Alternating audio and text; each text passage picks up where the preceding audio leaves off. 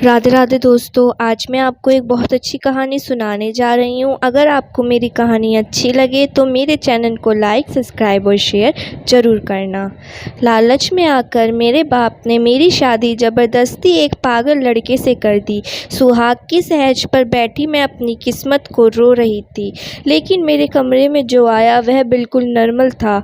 मैं खुश हो गई। पूरी रात वो मुझ पर अपनी मोहब्बत लुटाता रहा, लेकिन सुबह मेरे सर पर आसमान गिर पड़ा जब मेरी सास ने कहा कि तुम्हारा पागल पति पूरी रात सड़कों पर घूमता रहा है। लो संभालो अपने इस पागल पति को।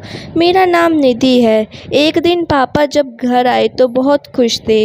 मेरी मम्मी से बोले, गीता मुबारक हो, हमारे बेटे राहुल का मेडिकल में पढ़ने का सपना पूरा हो गया। अब हमारे पास पैसे ही पैसे होंगे। पापा की यह बात सुनते ही मैं किचन से भागती हुई आई और खुशी से बोली, पापा अब तो आप मेरा भी एडमिशन यूनिवर्सिटी में करा देंगे ना। पापा ने थोड़ी देर तक मुझे गौर से देखा, फिर बोले, अरे गोली मारो इस पढ़ाई वढ़ाई को, बेकार में खुद को क्या परेशान करोगी। राहुल तो चलो लड़का है, इधर उधर धक्के खाकर पढ़ता रहेगा, लेकिन तुम्हारे लिए तो मैंने बहुत अच्छा सोचा है। मैं अपनी बेटी की शादी एक ऐसे घर में करने वाला हूँ जहाँ वह राज करेगी। राज, यहाँ तो तुम्हारी मम्मी तुमसे बर्तन धुलवाती है, वहाँ तो तुम खुद उठकर पानी भी नहीं पीना पड़ेगा। पापा की बात सुनकर मम्मी बीच में बोल पड़ी, क्या बच्ची को खुश गलतफहमी में डाल रहे हो। मैंने सुना है कि ससुराल में तो सभी लड़कियों को काम करना पड़ता है, फिर चाहे वे कितनी ही बड़े बाप की क्यों ना हो और चाहे उनका ससुराल कितना ही हाई फाई क्यों ना हो। और आपने ऐसा कौन सा रिश्ता ढूंढ लिया इसके लिए जो इतने बड़े बड़े सपने देख रहे हो। मम्मी की बात सुनकर पापा बोले, अरे गीता, वह तुम्हारी दोस्त थी ना जो लंदन में जाकर बस गई, वह इंडिया आ रही है अपने बेटी की शादी करने के लिए। उसके हस्बैंड का फ़ोन आया था मेरे पास, कह रहे थे कि कोई अच्छा बंगला हो तो बताना, क्योंकि वह लोग यहीं पर शिफ्ट होने वाले हैं। गीता, यह समझ लो हमारी बेटी के भाग्य खुलने वाले हैं। पापा की बात सुनकर मम्मी एकदम से परेशान हो गई और गुस्से से बोली, कैसी बात कर रहे हो। अपनी बेटी के लिए ऐसा सोचते हुए तुम्हारी ज़रा भी शर्म नहीं आई। मैं अपनी बेटी के साथ इतना बड़ा जुल्म हरगिज़ नहीं करूँगी। मम्मी की बात सुनकर पापा बोले, तुम फिक्र मत करो गीता, हमारी बेटी इंडिया से बाहर नहीं जाएगी, वह लोग यहीं पर हमेशा हमेशा के लिए रहने वाले हैं। फिर मुझसे बोले, जाओ निधि, मेरे लिए एक कप चाय बना दो। मैं चाय बनाने के लिए किचन में आ गई, लेकिन मुझे किचन तक मम्मी पापा की आवाज़ आ रही थी। वह आपस में बहस कर रहे थे। मम्मी किसी भी तरह इस शादी के लिए राज़ी नहीं हो रही थी और पापा की अपनी ज़िद पर अड़े हुए थे कि शादी होगी तो यहीं से होगी। लेकिन मुझे समझ नहीं आ रहा था कि मम्मी भला इस रिश्ते के लिए इनकार क्यों कर रही थी। बिल्कुल, मैं तो खुश हो गई थी इससे रिश्ते को सुनकर। हम लोग बहुत गरीब थे, एक एक पैसा सोच कर समझ कर खर्च करना पड़ता था, ना जाने कितनी ख्वाहिशों को दिल में दबाना पड़ता था। मम्मी पापा की बहस करने की आवाज़ अभी भी आ रही थी, लेकिन मेरा ध्यान उनकी तरफ नहीं था। मैं तो दिल ही दिल में खुश हो रही थी कि अब मेरी ज़िंदगी बदलने वाली है। अब मुझे ज़िंदगी में खुशियाँ ही खुशियाँ मिलने वाली हैं, क्योंकि अगर मेरी शादी मम्मी की सहेली के बेटे से हो गई तो महारानियों की तरह ऐश करूँगी। और फिर आंटी का बेटा भी तो बहुत हैंडसम है। मैं दिल ही दिल में सपने सजाने लगी, लेकिन मैं दिल ही दिल में परेशान भी होने लगी कि पता नहीं आंटी मुझे अपने बेटे से बिहाने के लिए पसंद करेंगी या नहीं। मैंने दिल ही दिल में उस वक्त ना जाने कितनी दुआएं मांग डाली कि काश आंटी मुझे अपने बेटे के लिए पसंद कर लें। चाय लेकर मैं बाहर आई। मम्मी उठकर जा चुकी थी और पापा बैठे हुए थे। मुझे समझाते देर न लगी कि मम्मी नाराज़ होकर जा चुकी थी। दोनों ही आपस में खूब लड़ाई कर रहे थे। पापा को चाय दी और अपने कमरे में आकर अपने सपने सजाने लगी। एक हफ्ते बाद ही आंटी अपने बेटे के साथ आ चुकी थी। वे हमारे लिए ढेर सारे गिफ्ट लेकर आई थी।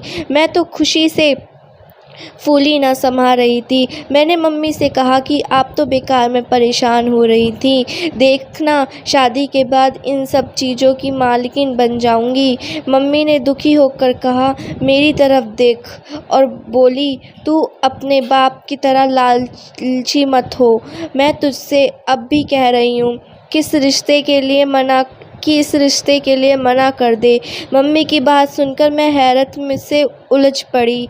अरे कैसी माँ हैं आप? अरे माँ अपनी बेटियों के लिए ऐसे रिश्ते ढूंढते नहीं थकती, और आप हैं कि घर आए इतने अच्छे रिश्ते को ठुकराने के लिए कह रही हैं। अरे कैसी माँ हैं आप?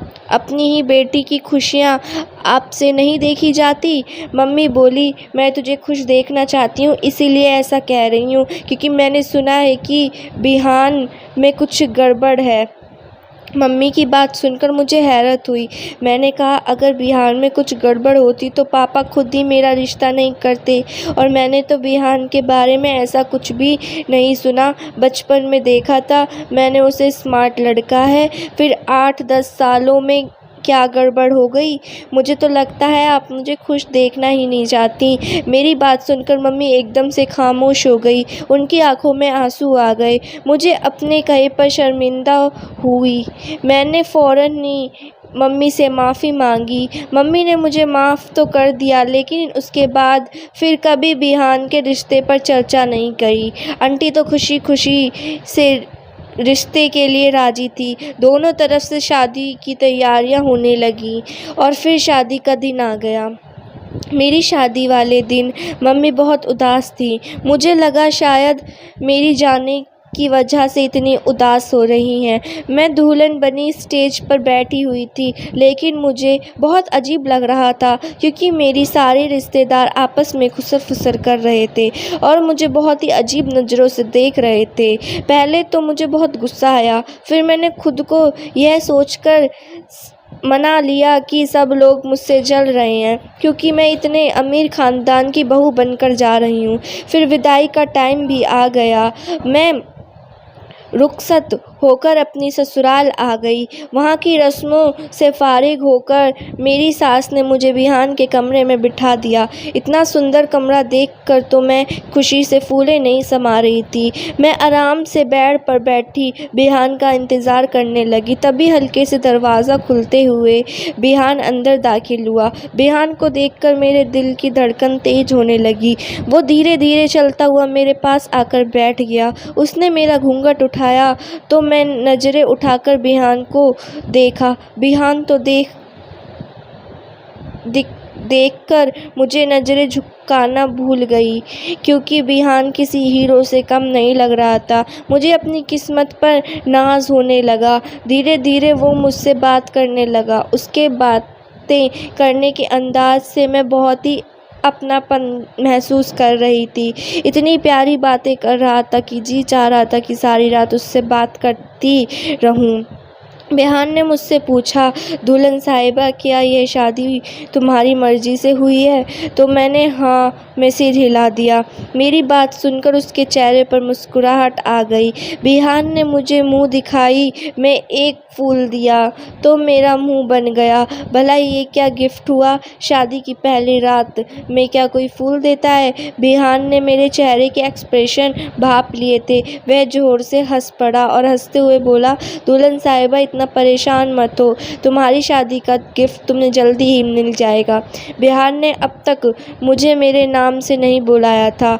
उसमें हर बार मुझे मेरे नाम की जगह दुल्हन साहिबा कहकर बुलाया था, और मुझे उसके दुल्हन साहिबा सुनना बहुत अच्छा लगता था। पूरी रात मैं बिहान की मोहब्बत में भीगती रही। पूरी रात मैं खुशियों के झूलों में झूलती रही, लेकिन मुझे क्या पता था यह खुशियाँ सिर्फ आज रात के लिए हैं। सुबह सब कुछ तहस नहस होने वाला है। मेरी ज़िंदगी में एक ऐसा तूफ़ान आने वाला है जो सब कुछ उखाड़ कर ख़त्म कर देगा। सुबह उठी तो मेरे चेहरे पर शर्मो हया के रंग बिखरे हुए थे। इधर उधर नज़र दौड़ाई लेकिन बिहान कमरे में नहीं था। मैं उठकर फ्रेश हुई और एक सुंदर सा लाल रंग का सूट पहन लिया। अच्छे से तैयार होकर सोफ़े पर बैठ गई और बिहान का इंतज़ार करने लगी। बहुत देर बाद मेरे कमरे में दरवाजे पर दस्तक हुई तो आंटी अंदर दाखिल हुई। उनके साथ एक पागल सा लड़का भी मौजूद था। आंटी बोली, निधि माफ़ करना मुझे, मगर अब मैं और इसकी ज़िम्मेदारी नहीं संभाल सकती। यह पकड़ो अपने पागल पति का हाथ। अब तुम जानो और तुम्हारा काम जाने। रात भर तो बाहर हॉल में बैठकर इसका इंतज़ार करते करते सुखरट काट हो चुकी है, मगर तुम्हें इसलिए नींद से नहीं उठाया कि चलो पहली रात है, तुम थकी हुई होगी। रात भर ना जाने कहाँ सड़कों पर घूमता रहा है। संभालो अपने पति को, और हाँ, ये मुंह दिखाई की अंगूठी भी पकड़ो। आंटी की बातें सुनकर मेरा दिल दहल सा गया। मैं कभी अपनी सास के साथ खड़े उस लड़के की तरफ देख रही थी जिसे आंटी मेरा पति कह रही थी, तो कभी अपनी सास की तरफ। मेरी सास ने हीरे की अंगूठी ज़बरदस्ती मेरी उंगली में पहना दी और बाहर चली गई, जबकि टेबल पर पड़े गुलाब के फूलों को मैं देखती रह गई थी। मैंने अपना सर दोनों हाथों से पकड़ लिया था। ना जाने कल रात किसने मेरे साथ कितना बड़ा धोखा किया और खुद को बिहान कहता रहा, मगर अब सामने खड़े बिहान को देखकर मैं तो अजीब सी हो गई। वह पागल सा लड़का, मुँह से लपटती राल और नींद में भोज आँखें, बढ़ी हुई शेव और लंबे लंबे बाल। उसने खुद को बेड पर गिरा लिया और बोला, निधि तुम मेरी पत्नी हो ना? कल तो हमारी शादी हुई थी। मगर मेरा दिल कह रहा था मैं सड़कों पर भागती गाड़ियाँ देखूं, इसलिए मैं रात भर घर नहीं आया। अब नींद भी आ रही है, पर तुम फिक्र ना करो, सुबह उठूँगा तो तुम्हें भी अपने साथ गाड़ियाँ दिखाने ले जाऊँगा। वह बातें करता करता सो गया, जबकि मेरी नज़र अभी उस फूल पर अटकी हुई थी जो मुझे मुँह दिखाई के तोहफे के तौर पर मिला था। मेरी आँखों से आंसू बहने लगे। मैं जारो कतरा रोने लगी कि मेरे हाथ तकदीर ने कैसा खेल खेला था। दिल कह रहा था कि रात मेरे साथ जो कुछ हुआ वह चीख चीख कर सबको बताऊं, मगर मैं चुप रह गई। रोते रोते मेरी हिचकियां बंद नहीं हो रही थी। अब मुझे पुरानी सारी बातें याद आ रही थी कि क्यों सारे लोग मुझे देखकर आपस में खुसर-फुसर कर रहे थे, क्यों दूल्हे के साथ हर वक्त एक लड़का मौजूद रहा था और क्यों दूल्हा सारे समय मास्क पहने रहा था। जब किसी ने कहा था कि दूल्हे ने मास्क क्यों पहन रखा है, तो दूल्हे वालों ने कहा कि दूल्हे को तेज खुशबू से एलर्जी होती है और शादी में तो हर तरफ परफ्यूम की खुशबू फैली हुई थी, बस इसीलिए दूल्हे ने मास्क पहना है। ना जाने कितने घंटे में यूं ही रोती रही। तब मुझे नौकरानी बुलाने आई और बोली कि मैम साहब आपसे आपके माता पिता मिलने आए हैं। मैं भागकर बाहर आई और रोते हुए अपनी माँ के गले लग गई। मम्मी बोली, अरे निधि क्या हुआ है तुझे, ऐसे क्यों रो रो कर दिल को छलनी कर रही है, आखिर बता तो सही बात क्या है। मैंने रोते हुए कहा, मम्मी मेरे साथ बहुत बड़ा धोखा हो गया है, बिहान तो पागल है। मम्मी आपके दोस्त ने आपके साथ धोखा कर दिया। मेरी बात सुनकर मम्मी गुस्से से बोली, नहीं निधि, मेरी दोस्त ने कोई धोखा नहीं किया है, बल्कि तेरे पापा की आंखों पर लालच की पट्टी बंध गई थी। बल्कि यह कहना ज़्यादा सही होगा कि तेरे बाप ने अपने बेटे की मेडिकल कॉलेज में पढ़ने की इच्छा पूरी करने के लिए तुझे ही कुर्बान कर दिया। तुम्हारी सास सालों से ना जाने कहाँ कहाँ अपने पागल बेटे के लिए रिश्ता मांग रही थी, मगर किसी ने हाँ नहीं की। फिर तुम्हारी सास ने लालच दिया कि जो भी मेरे बेटे की शादी करेगी उसे सोने से तोल दूंगी। इतनी सी बात पर तेरे बाप ने तुझे कुर्बान कर दिया। निधि, मुझे माफ़ कर दे, मैं भी तेरी कसूरवार हूँ जो पहले से सब कुछ पता नहीं किया। मुझे ये सारी बातें पहले से पता नहीं थी। इतना तो पता था कि मेरी सहेली का बेटा थोड़ा कम दिमाग का है, लेकिन मैं पूरी तरह से श्योर नहीं थी। यह सारी बातें तो शादी होने के बाद तेरे बाप ने मुझे बताई थी, जब वह ढेर सारे पैसे लेकर घर में घुसा था।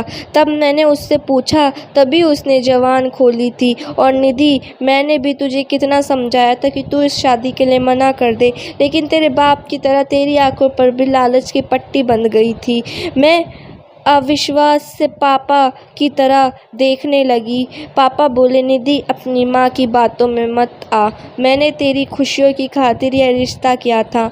माना कि लड़का पागल है, मगर यह तो सच है कि दौलत जायदाद अब तेरी है। तू इसकी मालकिन है, तू यहाँ ऐश करेगी। मैं बोली, पापा, जब दिल में खुशी ना हो तो कुछ भी अच्छा नहीं लगता है। आपने मेरे साथ बहुत बुरा किया है। पापा, आज से हमारा और आपका रिश्ता ख़त्म।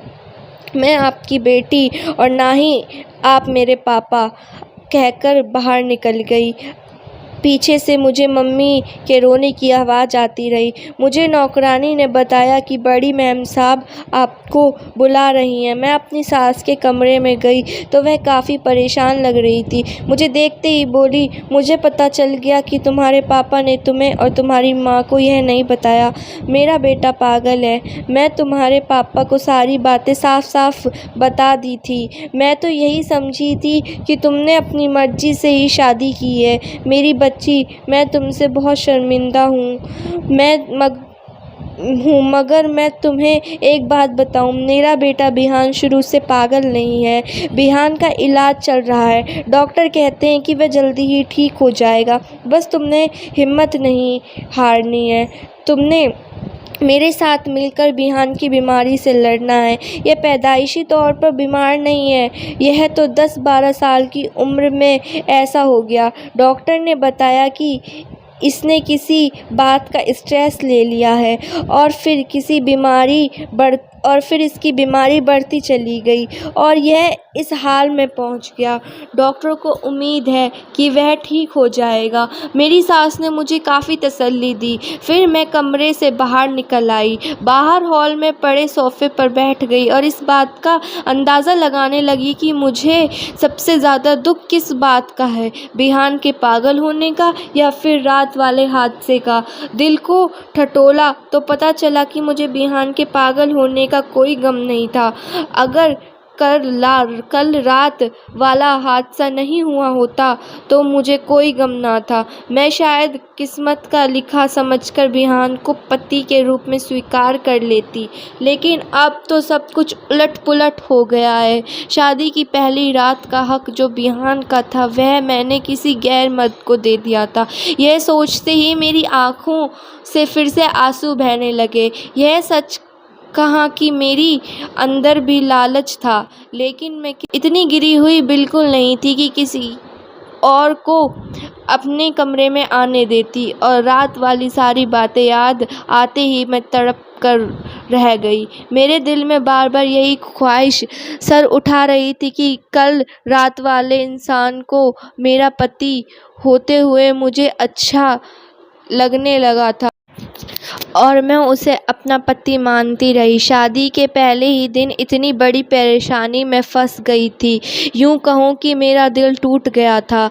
बिहान सोकर उठ गया तो उसने घर में उधम मचा दी। उसे दवा दे दी गई, तब जाकर कहीं थोड़ा ठीक हुआ। मैंने शादी की वीडियो और फ़ोटो देखने की फरमाइश की तो सास ने फ़ौरन सारी वीडियो और फ़ोटो लाकर मेरे सामने रख दी। बड़े गौर से रात वाले लड़के को ढूंढ रही थी। यकीनन मेरी सास का ही कोई रिश्तेदार होगा, लेकिन ना तो मुझे किसी फ़ोटो में वह लड़का दिखा और ना ही किसी वीडियो में। मैं अब और भी ज़्यादा परेशान हो गई। फिर वह लड़का आया, कहाँ से था। उधर बिहान भी रात रात भर उधम मचाता रहता। कई बार तो उसने कैंची से मेरे बाल काटने की कोशिश भी की थी। वह खुद को भी अक्सर नुकसान पहुंचाता रहता। कभी कभी शीशा तोड़ देता और खुद ही उसकी तेज धार से अपने हाथ को जख्मी कर लेता और फिर खून को देखकर डर जाता और दहाड़ मार मार कर रोता। खाना खाता तो आधा कपड़ों पर और आधा नीचे फर्श पर होता। मुंह में बहुत कम जाता। शादी के 1 महीने में ही मैं सूखकर कांटा हो चुकी थी। एक दिन बिहान घर से न जाने कहाँ चला गया। मेरी सास का रो रो कर बुरा हाल था। सब उसे ढूंढ ढूंढ कर थक चुके थे। मेरा दिल भी परेशान हो रहा था। भले ही वह पागल था, पर था तो मेरा पति ही, जिसे मैं स्वीकार नहीं कर पा रही थी। लेकिन वह बहुत मासूम था और इंसानियत के नाते मुझे भी बुरा लग रहा था। मैं भी उसके लिए परेशान हो रही थी। मैं कमरे में लेटी हुई थी कि तभी मेरी खिड़की को बाहर से किसी ने धक्का दिया। मैं एकदम डर कर उठ बैठी, लेकिन जो इंसान खिड़की से कूदकर अंदर आया उसे देखकर मेरे सारे जख्म ताज़ा हो गए। यह वही लड़का था जो शादी की रात मेरे कमरे में आया था। वह मेरे पास आ गया और बोला, कितनी कमज़ोर हो गई हो ना। मैं जानता हूँ कि तुम्हारा पागल पति तुम्हें बहुत तंग करता है। उसने तुम्हारी ज़िंदगी नर्क बना दी है। तुम्हारी यह हालत देखी नहीं जाती। तुम मेरे साथ मेरा हाथ थाम लो, मैं तुम्हें हमेशा खुश रखूँगा, तुम्हारे सारे दुख दूर कर दूँगा। तुम्हारा पागल पति तुम्हें स्ट्रेस के सिवा कुछ नहीं दे सकता। लेकिन मैंने एक ज़ोरदार थप्पड़ उस लड़के के मुंह पर रख दिया। वह हक्का बक्का रह गया। मैं बोली, तुमने मेरी ज़िंदगी तबाह कर दी है। तुम्हारे बारे में सोच सोच कर मैं खुद को बहुत ज़्यादा बुरा महसूस कराती रही। तुमने धोखे से मेरे साथ गलत किया है। शादी की पहली रात पर मेरे पति का हक था, लेकिन तुमने उस हक को धोखे से छीन लिया। मेरी बात सुनकर वह लड़का, निधि तुम्हारा पति तो पागल ही है। मुझे लगता है तुम भी पागल हो गई हो। अरे बिहान पागल है। वह तुम्हारी ज़िंदगी की कोई भी खुशी नहीं दे सकता। फिर उसके चक्कर में पड़कर खुद को बर्बाद मत करो। मुझसे दोस्ती कर लो, मैं तुम्हें हमेशा खुश रखूँगा। वह लड़का ना जाने कितनी देर तक मुझे समझाता रहा, लेकिन मैं ना ही करती रही। मैं खुद को गुनाह के दलदल में नहीं देखना चाहती थी। मैं अपने पति के साथ इतना बड़ा धोखा नहीं कर सकती थी। भले ही बिहान पागल था, लेकिन कहीं ना कहीं भगवान तो मौजूद हैं और वह हम लोगों को ज़रूर देख रहे हैं, और मैं यह गलत काम करने के लिए खुद को तैयार नहीं कर सकी। मैंने उस लड़के को कमरे से बाहर भगा दिया। जड़ खिड़की से वो आया था, उसी से उसे बाहर भगा दिया। उस लड़के के जाते ही मैं बेड पर गिरकर रोने लगी। हाँ, ये सच है, मुझे उस लड़के से मोहब्बत हो गई थी, लेकिन यह बात उस लड़के को नहीं बता सकती और ना ही उसकी मोहब्बत को स्वीकार कर सकती थी। मैं अजीब दोराहे पर खड़ी थी, ना अपने पागल पति को छोड़ सकती थी और ना ही अपने प्यार को पा सकती थी। तभी मुझे बाहर से किसी के रोने की आवाज़ आई। मैं बाहर आई तो देखा मेरा पति बिहान खून में लथपथ बैठा हुआ है। मेरी सास दहाड़ मार मार कर रो रही थी। मैं जल्दी से घबरा कर आगे बढ़ी और पूछा, मम्मी जी क्या हुआ है? बिहान ठीक तो है ना? बिहान को इतना सारा खून क्यों बह रहा है? मेरी बात सुनकर मेरी सास गुस्से से बोली, तुम्हें इससे क्या मतलब? तुम तो जाओ और अपनी नींद पूरी करो। अपनी सास की बात सुनकर 2 कदम पीछे हटी और भागती हुई कमरे में आ गई। मेरी आंखों से फिर से आंसू बहने लगे। रात को बिहान जब कमरे में आया तो वह मुझे बड़ी अजीब सी नज़रों से देख रहा था, जैसे वह मुझसे कुछ कहना चाह रहा है। उसके सर पर पट्टी बंधी हुई थी। मुझे उस पर तरस आ गया। मैं उसके पास जाकर बैठी और उसका हाथ थामकर बोली, बिहान मैंने तुम्हारा ख्याल नहीं रखा, हालांकि मुझे रखना चाहिए था कि तुम्हारा ख्याल और भी अच्छे से रखना चाहिए था। तुम्हारे दिल की सुनती और मुझे माफ़ कर दो। मैं तुम्हें एक पागल समझकर इग्नोर करती रही, लेकिन जो कुछ हो चुका है अब मैं उसके लिए माफ़ी मांगती हूँ। अब हम दोनों दोस्ती कर लेंगे और बहुत अच्छे से दोस्त बनकर रहेंगे। मेरी बात सुनकर बिहान मुस्कुरा दिया और बोला, तुम बहुत अच्छी हो निधि। बिहान के अंदाज पर मैं चौंक गई, लेकिन मैंने बिहान को रोका नहीं। मैं चाहती थी कि आज वह खुलकर मुझसे बात करे। मैं यह तो जानती थी कि उसकी दिमागी हालत कैसी है, लेकिन फिर भी मेरा मन आज उससे बात करने को चाह रहा था। बिहान मेरे पास बैठ गया और बोला, निधि तुम जानती हो बच्चे के लिए सबसे ज़्यादा दर्दनाक चीज़ क्या होती है? माँ बाप का झगड़ा। मैं लंदन में पला बड़ा था। मेरी माँ कम पढ़ी लिखी थी। मेरे माँ और पापा को पसंद नहीं करती थी, लेकिन पता नहीं कैसे उनकी शादी हो गई। पापा इसी बात का बदला माँ से लेते रहे। घर में हर वक्त लड़ाई झगड़े होते रहते। मेरी माँ लंदन में बिल्कुल अकेली थी, कोई रिश्तेदार नहीं था। मुझे बहुत डर लगता था जब मेरे पापा मेरी मम्मी को मारा करते थे।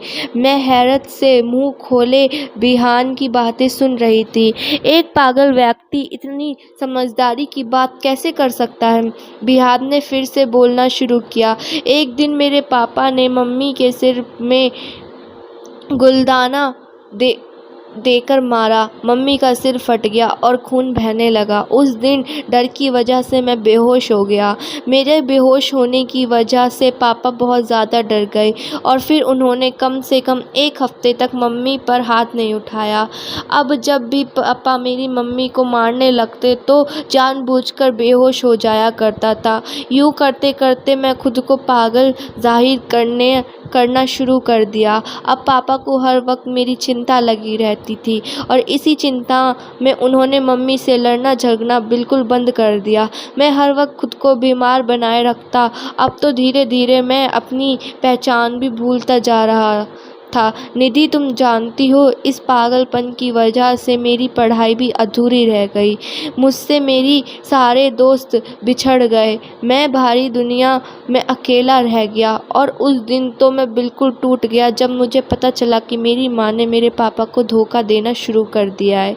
जिस माँ के लिए मैंने अपना सब कुछ कुर्बान कर दिया था, उसी माँ ने मेरे पापा के साथ बेवफाई करना शुरू कर दिया था। मेरी माँ अपने दोस्त को घर पर बुलाने लगी। मेरी माँ को लगता कि मैं पागल हूँ, इसलिए वह मेरे सामने कुछ नहीं छिपाती थी। अपनी माँ की हरकतें देखकर मैं पागल होने लगा। पापा तो बिल्कुल बदल गए थे। मम्मी पर अब बिल्कुल हाथ नहीं उठाते थे। मैं चाहता तो घर में अपनी असलियत सबको बता सकता था, लेकिन मेरी मम्मी की हरकतों ने मुझे यह सब बताने से रोक दिया। अब ज़िंदगी में किसी चीज़ का शौक़ ही नहीं था, बस ज़िंदगी को यूं ही बेवजह जी रहा था। धीरे धीरे मम्मी ने सब रिश्तेदारों में यह बात फैला दी कि मैं पागल हूँ। अपने घर का इकलौता वारिस था मैं।